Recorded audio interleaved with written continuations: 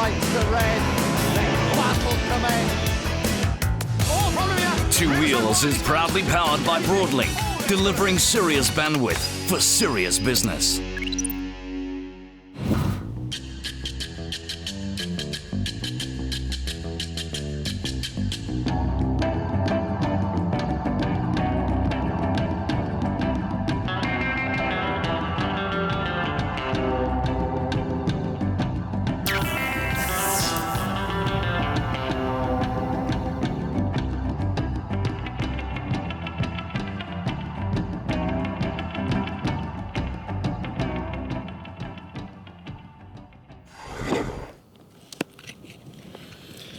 So I got a call from Two Wheels TV asking me if I'd like to test one of these new Norton bikes.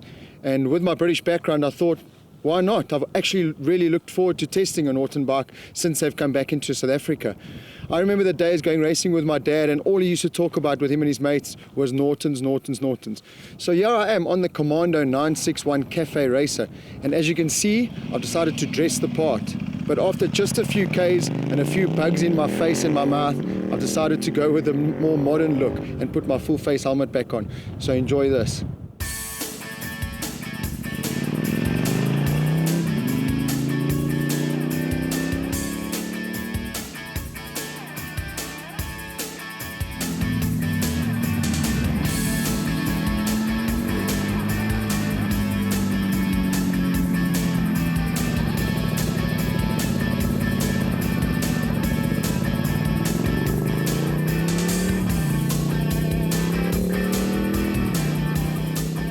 My initial riding impressions of this bike is, well, exactly what I would expect from a cafe racer like this. It's got the odd thump, the odd little vibration, but while riding the bike, I couldn't help but think of the history behind this amazing Norton brand. Norton approaches Sidebest Corner on his way to third place. The iconic Norton brand dominated motorcycle racing and sales for most of the 20th century. Manufacture began as far back as 1902, and by the mid-60s, Norton was producing in excess of 20,000 bikes a year. Their patented Norton featherbed frame and road holder front forks proved to be a massive advantage in road holding and made the brand popular with the ton-up boys of the 60s.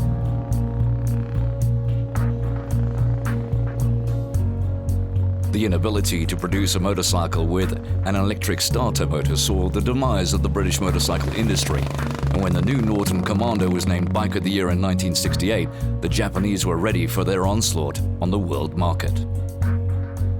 In 2008, British businessman Stuart Garner purchased the rights to the Norton name from America and set up a new Norton factory in the grounds of the Donington racetrack, where the new model Norton Commando is hand-assembled. The 961cc air-cooled twin-cylinder motor has an offset firing pattern of 270 degrees for optimum torque and aggressive sound. The current exchange rate of the South African rand against the British pound does mean that Cayenne, the importers, have a large price tag on the Norton, but you do get a unique motorcycle for that price.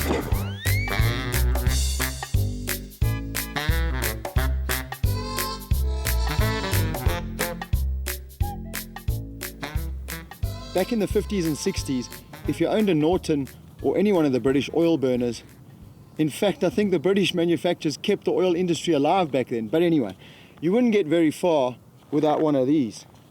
We've brought it along today, but I don't think we'll be needing it.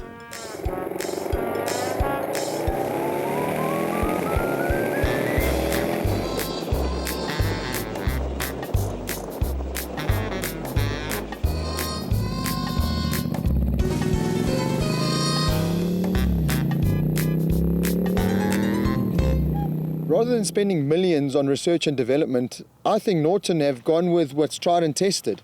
They've kept the bike very reminiscent of what they had in the 60s and 70s. And you look at brands like Triumph, they've used that same formula and it's worked very well for them.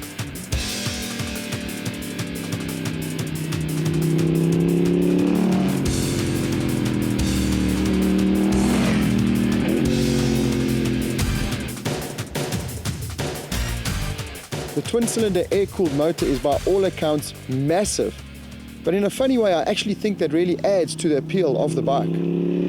Norton were the original inventors of the featherbed cradle frame way back then, and they've adopted that in this new Commando. It's a chrome moly cradle frame in this bike, and it worked back then, and it still works now. Being a twin-cylinder air-cooled motor, does it really need the Brembo and the hull-braided hoses and the Öhlins forks? Might be a slight overkill, but it certainly does add value to the price. All things considered, you have to agree that this is one stunning looking motorcycle.